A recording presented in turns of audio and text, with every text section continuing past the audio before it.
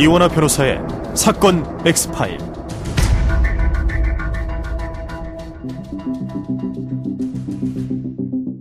오늘은 어딘가 모르게 조금은 억울해 보이는 듯한 한 남성의 음성을 들으며 시작해보겠습니다. 이것은 각색을 거치지 않은 실제 상황임을 밝힙니다. 사실은 저도 좀 약간 지금 전화를 받게 돼서 당황스럽거든요. 여기서 외국정사법 2조에 보면 외국 변호사로서 활동할 수 있게 좀 되어 있기 때문에 저도 형사고소를 진행을 할 수밖에 없고, 의료법 위반이요? 네, 의료법 위반 부분도 있고, 제가 민변에서 활동을 했다는 것도 주사를 어떻게 했는지 개인정보보호법적으로 좀 확인해야 될 부분이 있을 것 같고요. 대부분 생활비를 제 카드로 지출을 했기 때문에 본인 의료까지 생각이 있는 건가요, 혹시? 지금? 의료법, 개인정보보호법 이야기도 나오고요. 가만 들어보니 외국 변호사 자격도 가진 듯 보입니다. 갑자기 전화를 받게 돼 당황스럽다는 이 남자. 도대체 이 남자에겐 무슨 일이 있었던 걸까요? 사건 X파일, 저는 변호사 이원하입니다.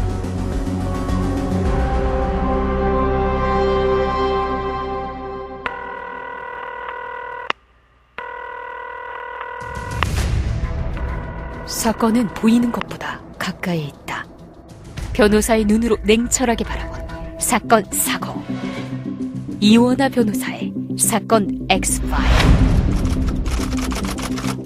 네 번째 파일. 내 남편은 가짜 변호사.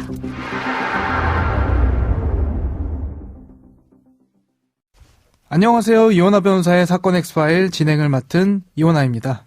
오늘도 정태근 변호사와 함께합니다. 변호사님 어서 오세요. 안녕하세요. 정태근 변호사입니다. 오프닝에서 한 남성의 목소리 들려드렸습니다. 뭔지 모르겠지만 굉장히 억울해하는 것 같은데 이분이 의뢰인, 그러니까 피해자인 건가요? 아니에요. 이분은 가해자고 저희 의뢰인은 피해자입니다. 고소당한 이유는 뭔가요? 그리고 누구한테 고소당한 겁니까? 법률상 배우자인 부인으로부터 고소를 당했습니다. 당초에는 본인이 변호사라고 속이고 결혼을 했다는 내용이었는데요. 막상 사건 내막을 파헤치다 보니까 훨씬 더 심각한 상황이었어요.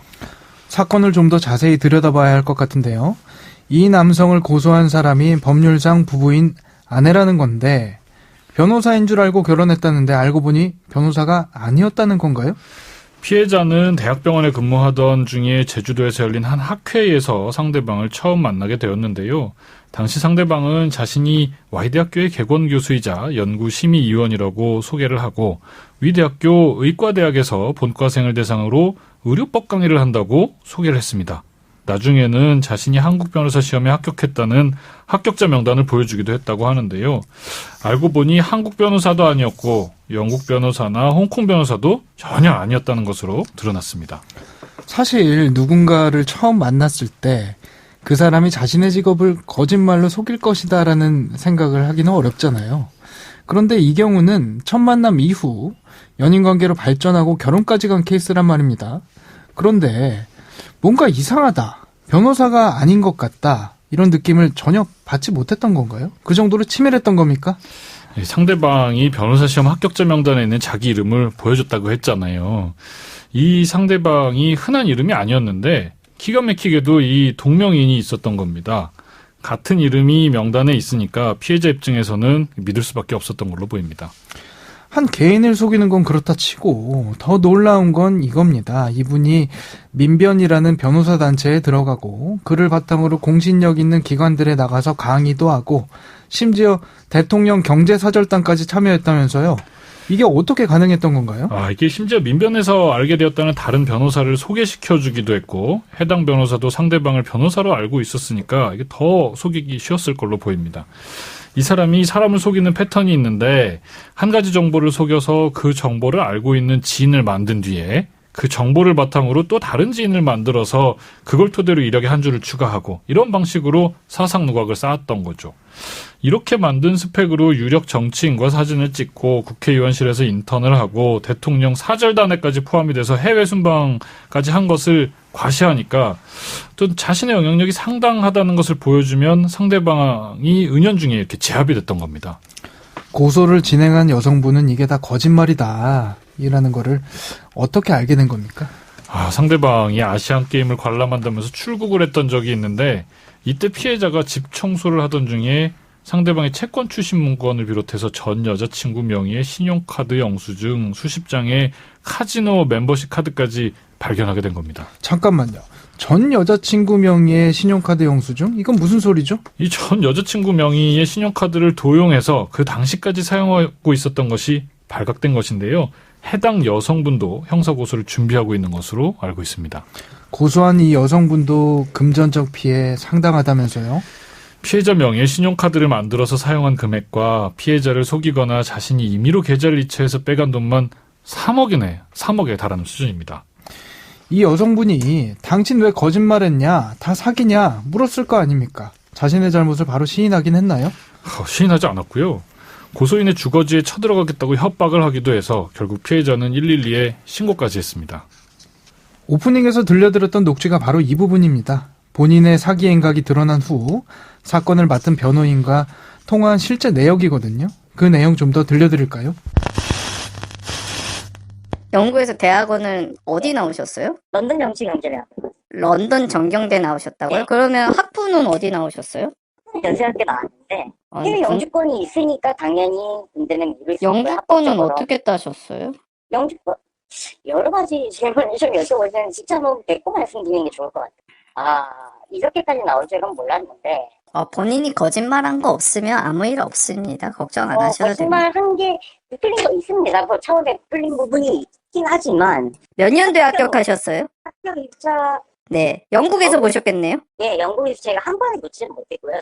2017년도에 한 번, 네? 17년도가 아니고 2010, 제가 그거 서류 확인해서 말씀드려야죠. 아니요, 그냥 말씀드리죠. 대충 말씀 주세요. 18년도, 19년도였을 겁니다. 예. 18년도, 19년도에 합격하셨다. 원장님은 어쨌든 진실 얘기하면 다시 생각해본다 하셨거든요. 그걸 제대로 인정을 아무것도 아니다라고 사실은 그러면 저는 인정해버리죠, 사실은.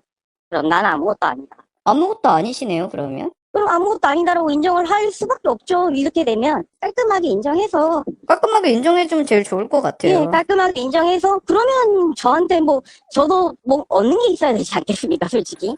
이 사건 결국 어떻게 진행됐습니까? 피해자는 이 사건 형사고소 이외에 현재 혼인무효 내지 취소를 구하는 소송을 별도로 제기한 상태입니다. 현재 상대방은 일본으로 출국해서 연락이 잘 되지 않고 있다가 최근에 경찰의 출석 요구서를 받았지만 아직 조사가 제대로 이루어지지 않은 상태고요. 영장 발부 또는 여권 무효 완화, 출국 금지와 같은 상대방을 강제 수사할 수 있는 조치가 시급히 필요한 상황입니다.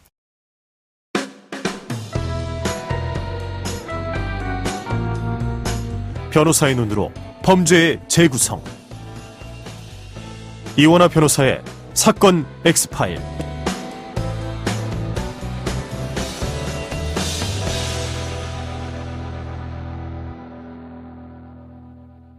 레오나르도 디카프리오 주연의 영화 캐치 미 이프 유 캔 있잖아요. 파일럿도 됐다가 변호사, 심지어 의사로 대형 병원에서 진료까지 받던 정말 희대의 사기꾼 아니겠습니까? 물론 최근 대한민국을 떠들썩하게 했던 전청조 사건도 있고요.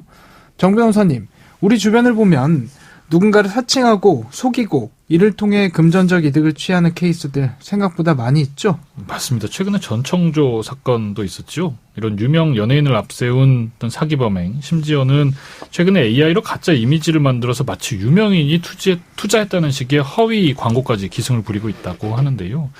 상대방과 금전 거래나 인적 관계를 맺을 때 사실관계를 좀 크로스 체크하는 것과 같이 스스로 조심하는 것이 중요하고요. 만약 이 사건처럼 상대방이 철두철미하게 속여서 무방비로 당하게 되는 경우라고 하더라도 의심스러운 사정이 있을 때는 반드시 2번, 3번 확인하는 것이 필요하고요. 사법적인 방법을 재빠르게 강구하는 것도 필요하겠습니다.